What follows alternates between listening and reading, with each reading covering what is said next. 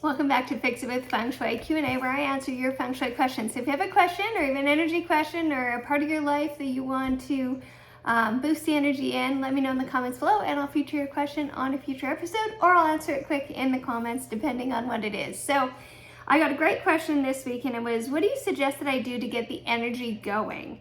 Where should I start with Feng Shui? So this is somebody obviously who knows a little bit about Feng Shui, is interested in it, maybe even done a little bit of in their home, but how do you get it going? So here's what I would do. Anytime I even look at my own home, and if I want to boost the energy, so if you Feng Shui'd your whole home, this still applies to you. If you're just getting started, this certainly applies. I take a look at 2 out of the 3 main energetic areas.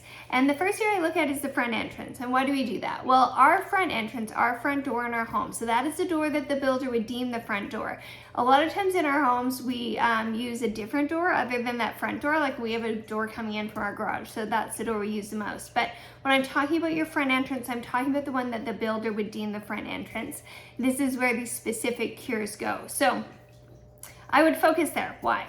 Because the front door is called the mouth of Qi in Feng Shui. It's how all energy comes into your home. So when we need a boost in energy, when we need to get the energy flowing, if we go to the front entrance and we work in that area, we immediately start to get more energy flowing into your home. And we know when we lay the Bagua map in our home that the 9 different areas of our life are represented in 9 different areas in our home. So we get that energy flowing in those areas, and we start to see a shift not only in our life, but also with our personal energy too. So go to your front entrance and wash your front door. And you've likely heard this from me before, but it is something that I do anytime I feel like the energy is stalling out, anytime I have a big new intention in mind that I want to get the energy flowing, and then just consistently to make sure it's clean. So I use this Feng Shui cure quite a bit, but wash your front door with the intention in mind of the energy that you want to invite more of into your life. And maybe you don't specifically know, so I'll just I want abundance of peace, wealth, and happiness, right? If I don't have something specific in mind, but it's time to wash that front door,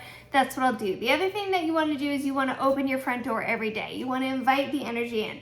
So like I said, we tend to use our door that goes out to our garage more than our front entrance. So even though there's packages arriving mostly on a daily basis, I make sure in the morning or when I think about it, doesn't matter what time of day, I go to the front door, I open the front door with an intention in mind of the energy we need or want more of in our life. So you're focusing on that area. So you're washing your front door, you're starting to open this door every single day to invite the energy in, but you are also clearing the clutter in this area. So if you have a bunch of shoes, bags, coats, all the things at the front entrance, and you kind of stumble over them on your way in, think about what that does to energy. Well, the energy can't flow freely into your home. So do a declutter in that space. Or sometimes the space looks okay, but the closet in that area is jam-packed full. So declutter it. Just lightens up the energy, allows more energy to flow in. So you're gonna wanna check that out. I just did a reel too that you're gonna wanna check out on Instagram, or a shorts on YouTube about always wanting to have a mirror at your front entrance. You can check that out because that's something more that you should add.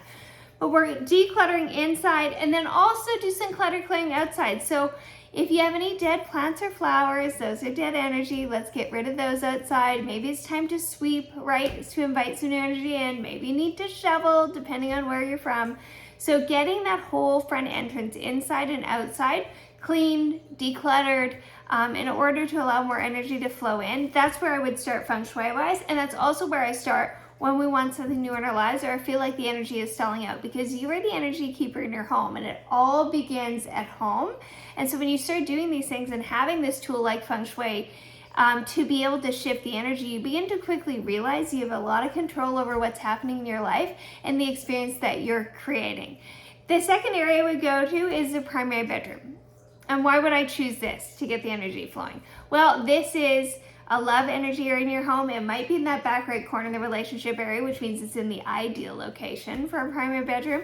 But even if it's not, it's like one of 2 love energy areas. It is also a space that focuses on nourishment and supporting you in your energy. And so when we have our primary bedroom in a good state of energy, it improves your personal energy as well and your relationship. And what does that do? Well, it allows more things to come into our lives, because what happens when our energy improves? Well, our mindset is better. the actions we can take more of them. We are cultivating more of an attitude that puts good energy out into the world to bring energy back into our lives, and you just overall feel better. And when you feel better and an opportunity presents itself, you take the opportunity. And so I want you to go into your primary bedroom, and I want you to do the same thing. I want you to do a declutter, because any sort of clutter in that room slows the energy down. So this is about romantic love and self-love and self-care and rest and relaxation. I want your primary bedroom to feel like a retreat for you to go into at the end of the day, to relax, renew, refresh, and then get up again in the next morning and go after what it is you want more of in your life, right? Creating the life you want on a daily basis. And you can do that best when you're relaxed, refreshed, and renewed. So in that primary bedroom, you want to do a declutter. I see all sorts of things in the primary bedroom, so make sure that you just have things in there that apply. I see a lot of exercise equipment that isn't being used, so if it's not being used, let's move it. It's the only place that you can have it. Start using it. But getting rid of piles of books, all the things on the bedside table, it becomes a collection zone on the dresser, underneath the bed. Do a declutter. Let things go, sell things. Doesn't matter to me how you clutter clear them, but it's time to get the energy flowing in that room so that you can better rest, refresh, and recover. Because when you go to bed at night, we have an energy field around us, right? And it's usually about 3 to 5 feet around our body. That's when somebody like comes into your space and you're like, oh, like you feel infringed upon. That's your energy field. But when you sleep, it gets like 2 to 3 times bigger. So think about your bedroom, and if you're lying in your bed and your energy field is like 6 to 10 feet, what's in that space and how much stuff is there? Because everything has energy. Things have more energy than other things. Like a plant has more energy than, say, one of the decor items back there, but everything is energy, so it's impacting your energy. That's why we declutter in any bedroom, but in your primary bedroom, so that your energy isn't impacted by all of the things. And when there's a freer flow of energy, you're gonna rest better, you're gonna recover better, you're gonna refresh better, so you can go out into the world the next day and be more of who you wanna be, right? And so in that room also, what I want you to add, oh, one more thing at the front entrance too, I'll tell you in a second, but I want you to add the color pink in your primary bedroom. Pink is the love color. So I like to put a pink poster board that's 22 by 28 inches. In between my mattress and box spring, you can use pink sheets. If you like pink to be visible, you can add pink decor, knock yourselves out. My husband's not a big fan of the pink, and so I hide the pink between the mattress and box spring. Doesn't matter if you can see the color, it doesn't need to be visible to vibrate with the energy, but it adds that love energy in, self-love and romantic love.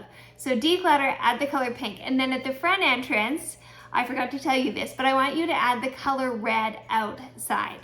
And what does red do? Well, red is the color of power and strength in Feng Shui. It's also the color that attracts the most energy. So what are we trying to do at the front entrance? We're trying to attract as much energy into your home so it comes into your life as possible. So you want to add the color red. So painting the front door is ideal, adding a red wreath, adding red flowers, adding red decor, adding a red mat, add red under something.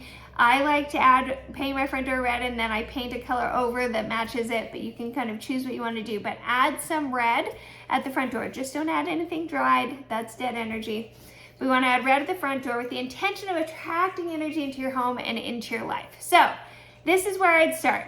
This was a great question of where do I begin, or how do I get the energy flowing? And we can all use this depending on whatever state you're at with regards to Feng Shui in your home. And this works wonders to get that energy flowing. If you have a Feng Shui question, be sure to ask it below or email me, jill@jill@the.com, and I'll answer it on a future episode.